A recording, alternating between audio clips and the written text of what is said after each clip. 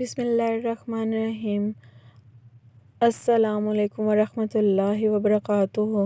قصص الانبیاء حضرت صالح علیہ السلام۔ قوم سمود کی جائے پیدائش۔ قدیم جزیرۃ العرب کے شمال مغربی علاقے میں واقع وادی القریٰ اپنی ہریالی اور شادابی میں بے مثال ہے۔ اس وادی پر قوم سمود کی حکمرانی تھی، جبکہ اس کے مد مقابل جنوب مشرقی عرب پر قوم عاد قابض تھی۔ قوم سمود بھی قوم عاد کی طرح نہایت طاقتور، طویل القامت اور زبردست شان و شوکت کی مالک تھی، اور اسے فن تعمیر میں بھی کمال حاصل تھا۔ پہاڑوں کو تراش کر انتہائی خوبصورت عمارتیں بنانے کا فن گویا ان پر ختم تھا۔ اس قوم کے دارالحکومت کا نام حجر تھا، جو حجاز مقدس سے شام جانے والے قدیم راستے پر واقع تھا۔ اب یہ علاقہ مدائن صالح کہلاتا ہے۔ مدائن صالح کے قدیم شہروں میں ایک العلا ہے، جو آج بھی بہت پر رونق اور آباد ہے۔ مدینہ منورہ سے تبوک جاتے ہوئے بڑی شاہراہ پر تقریباً 450 کلومیٹر کی مسافت پر یہ شہر واقع ہے۔ وادی سمود ایک جائے عبرت۔ العلا شہر ہی سے وادی سمود میں داخلے کا راستہ ہے۔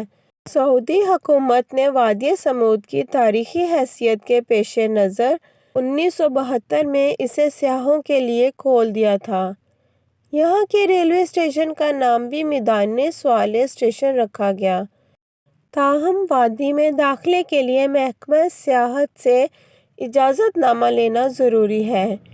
یہ لکودک میدان چٹیل بیابان 18 سے 20 مربع میٹر پر پھیلا ہوا ہے، جہاں ہزاروں ایکڑ کے رقبے پر وہ خوبصورت تاریخی عمارات ہیں جنہیں قوم سمود نے سخت سرخ چٹانیں تراش کر بنایا تھا۔ دوسری جانب نرم میدانی علاقوں میں عالی شان مکانات کے کھنڈرات ہیں۔ 1000 سال قبل مسیح کے ان فن پاروں کو دیکھ کر آج کے جدید ترقی یافتہ انسان اور ماہر تعمیرات حیران رہ جاتے ہیں۔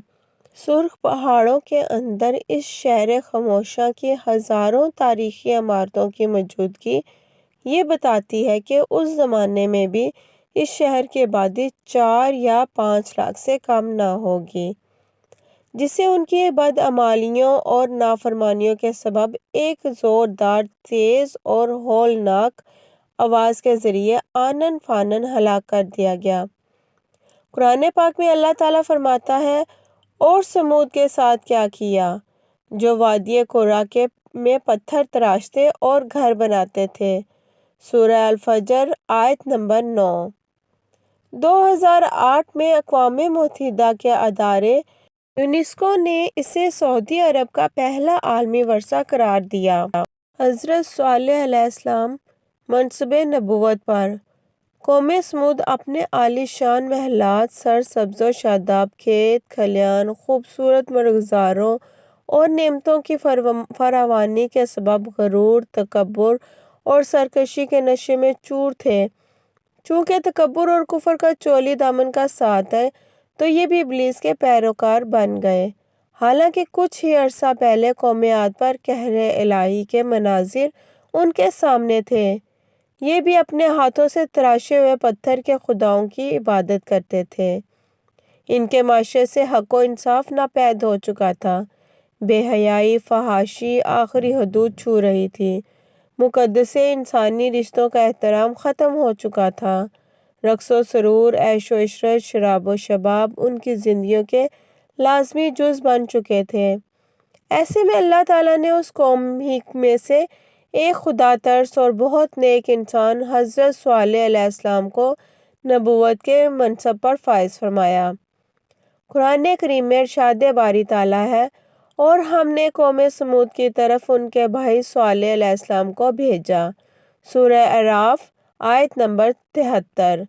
دیگر نبیوں کی طرح حضرت صالح علیہ السلام نے بھی اپنی قوم کو راہ راست پر لانے کی بہت کوشش کی۔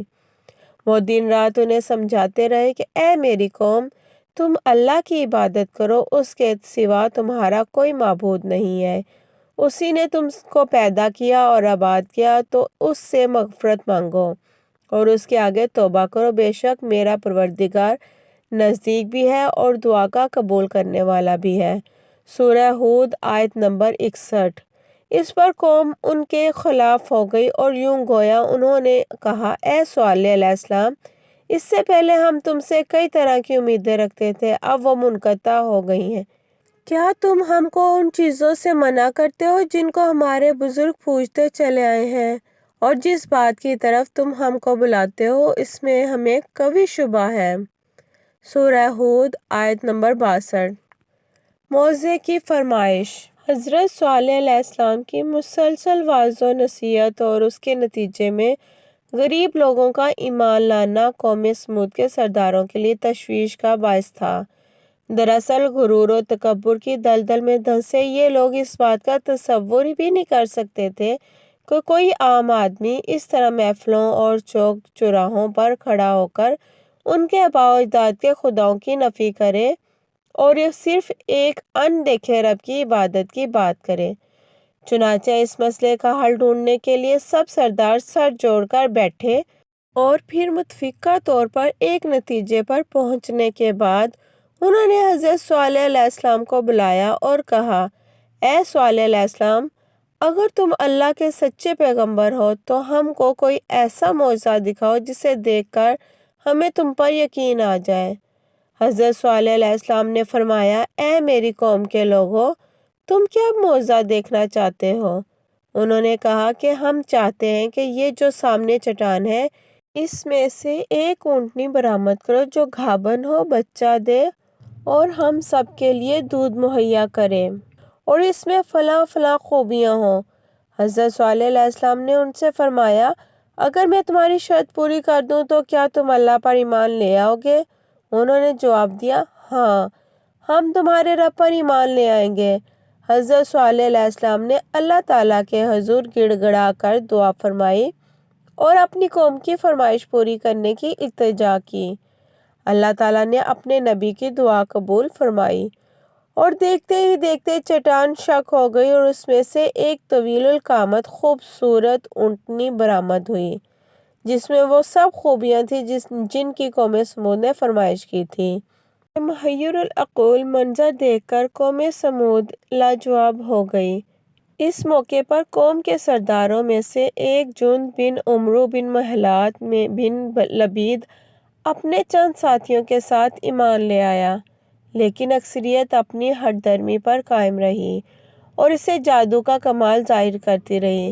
اس موقع پر صالح علیہ السلام نے اپنی قوم سے فرمایا، اے میری قوم، یہ ناقۃ اللہ یعنی اللہ کی بھیجی ہوئی اونٹنی ہے جو تمہارے لیے ایک معجزہ ہے۔ اب تم اسے اللہ کی زمین میں کھاتی ہوئی چھوڑ دو اور اسے کسی طرح کی تکلیف نہ دینا، ورنہ اللہ کا عذاب تمہیں فوری پکڑ لے گا۔ سورہ ہود آیت نمبر 64۔ اونٹنی اور اس کا بچہ سارا دن نخلستان میں چرتے رہتے تھے۔ سب قبیلے والے پیٹ بھر کر اونٹنی کا دودھ پیتے، لیکن وہ کم نہ ہوتا۔ حضرت صالح علیہ السلام نے کنویں کے پانی کو بھی تقسیم کر دیا تھا۔ ایک دن اونٹنی پانی پیتی پیتی ایک دن سمود کے لوگ، اور جب اونٹنی پانی پینے آتی تو وہ کنویں کا سارا پانی پی جاتی۔ قرآن کریم میں اللہ تعالیٰ فرماتا ہے کہ صالح علیہ السلام نے اپنی قوم سے کہا، دیکھو یہ اونٹنی ہے، ایک دن اس کی پانی پینے کی باری ہے اور ایک معین روز تمہاری باری، اور اس کو کوئی تکلیف نہ دینا، نہیں تو تم کو سخت عذاب آ پکڑے گا۔ سورہ الشعراء آیت نمبر 155 156۔ قوم سمود کا باقیہ حصہ کل اپلوڈ کیا جائے گا انشاءاللہ۔ اگر میری ویڈیو اچھی لگی ہو تو میری ویڈیو کو لائک کریں، چینل کو سبسکرائب کریں اور بیل آئیکن کو دبانا مت بھولیں۔ جزاک اللہ خیرہ۔